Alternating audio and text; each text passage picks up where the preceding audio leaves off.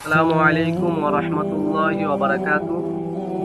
আজ আমি আপনাদেরকে একটি গরিব ব্যক্তি এবং একটি ধনী ব্যক্তির ঘটনা শোনাবো।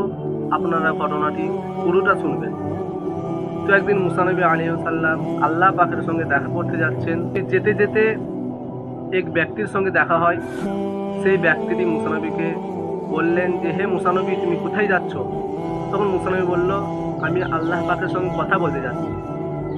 তখন সেই ব্যক্তিটি বলল, আমি আপনাকে একটি কথা বলছি, এই কথাটি আপনি আল্লাহ পাকের কাছে জানিয়ে দিতে পারবেন? তখন মুসা নবী বলল, ঠিক আছে, কি কথা আপনি বলেন, আমি আল্লাহকে জানিয়ে দেব। সেই লোকটি মুসা নবীকে বলল যে, আমি খুবই গরিব এবং আমি ঠিকমতো ভালোভাবে খেতে পাই না, তো আপনি আল্লাহকে বলে দেবেন যেন আমার ধন সম্পদ বাড়িয়ে দেন। মুসা নবী বলল, ঠিক আছে, আমি আপনার এই কথাটি আল্লাহকে জানিয়ে দেব। তখন মুসা নবী সেখান থেকে চলে আসলেন এবং যেতে যেতে আরেকটি ব্যক্তির সঙ্গে দেখা হয়। সেই ব্যক্তিটি বললেন যে, হে মুসা নবী, আপনি কোথায় যাচ্ছেন? তখন মুসা নবী বলল, আমি আল্লাহ পাকের সঙ্গে কথা বলতে যাচ্ছি।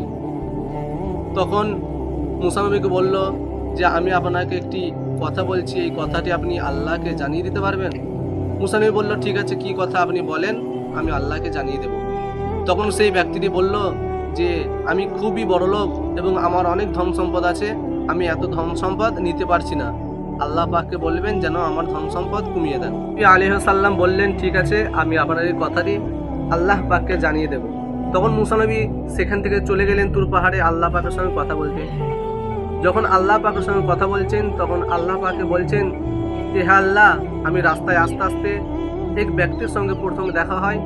সেই ব্যক্তিটি আমাকে বলল যে, আমি খুবই গরিব এবং আমি ভালোভাবে খেতে পাই না, আমার ধন সম্পদ যেন আল্লাহ বাড়িয়ে দেন, এই কথাটি যেন আল্লাহকে জানিয়ে দিতে।